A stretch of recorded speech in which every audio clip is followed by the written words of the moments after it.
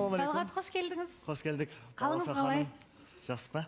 Бәрі жақсы, менде бәрі жақсы. Сіздерде жақсы ма? Бізде өте күшті. Иә. Енді кездесу, алғашқы кездесу қалай болған өздеріңіз айтасыздар, бірақ оған дейін фото-видео бар шығар. Иә. Көріп алайық, содан кейін өздеріңізді тыңдаймыз. Көрейік.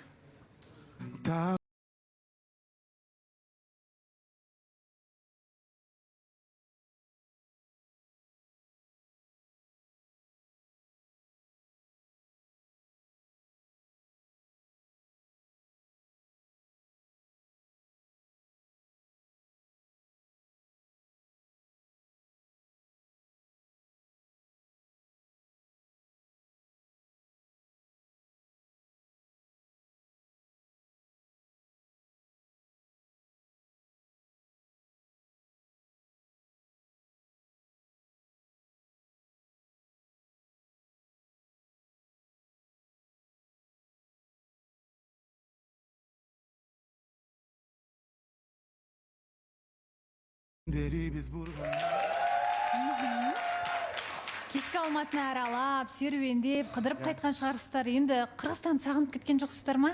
Өздеріңізде енді тіл кедергі болмайды, өздеріңіз сөйлесіп, емін еркін дегендей. Иә, бұл кісі де Алматыны білмейді, мен де білмеймін, бірақ біраз кездік. Эфирден кейін тамақтанғаны бардық, әңгімелестік, өте жақсы, тәрбиелі инсан екен. Я негізі айтады ғой, қырғыз менен қазақ бір туған, телі бір, дені бір, бары бір. Бордош халық келетеді. Мен мысалы Қазақстанға келгенде өзімдің үйімдегідей сездім. Әрине қуаныштымыз. Кел бауырым деп бар жерде сыйлайды. Иә. Мен сыйырматына ба бердім. Өте қуаныштымыз. Иә, шынымен де енді айтып жатыр ғой, себебі мен де осы жақсы білем, осы жігіттердің, қыздардың көбі Қырғызстанға барып жатады, керемет құшақ жая қарсы алды деп айтып жатады. Сондықтан тек тіл табысу, сөйлесу, араласу, онда бір қиындық келтіреді деп ойламаймын. Татулықта болғанға не жетсін. Ал енді Перизат, кездесуден алған әсеріңізбен бөлісіңіз. Алғашқы кездесу. Әсерім өте жақсы. Бұл кісі маған мен тамақ жасағанды білбеймін. Мен саға көмектесемін, мен саға тамақ жасағанды үйретемін деп айтты. Мен негізі біз үйде екі ұлбыз ғой. Мен инім бар. Негізі үйде ұл болған соң анамызға, әкемізге тамақ жасағанды үйреніп, еркек жігіт болған соң тамақ жасағанды білеміз. Солай ма, әлде жай ғана Перизаттың көңілінен шығу үшін бір сол үшін жақсы деп көніп жатқан жоқсыз ба? Байқадыңыздар ма, мен Қазақстанға келіп қазақ тілін үйреніп баштадым. Иә, жарайсыз. Иә, ал енді мысалы тамақ дайындай алмаймын деп жатсыз, шынымен айтып отырсыз ба, Перизат? Онда осы күнге дейін қалай өмір сүріп жүрсіз? Кім дайындап береді тамақты? Заказ қылам ғой. Тапсырыс. Енді ауылда мысалы тапсырыс болмай қалуы мүмкін. Ауылда жасамаймыз, қалада тұрамыз деп айтты. Солай айтты. Сен не десең барын жасап беремін деді. Қолдаймын.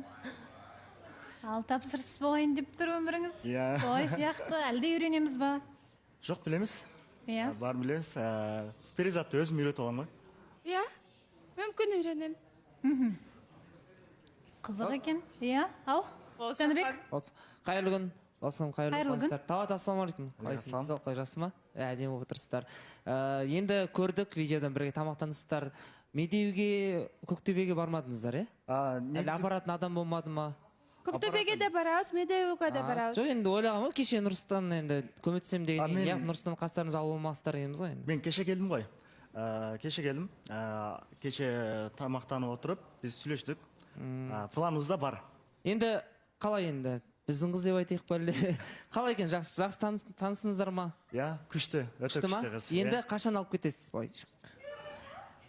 Отыра бере ма деген ма енді? Барын уақыт көрсетеді. Уақыт.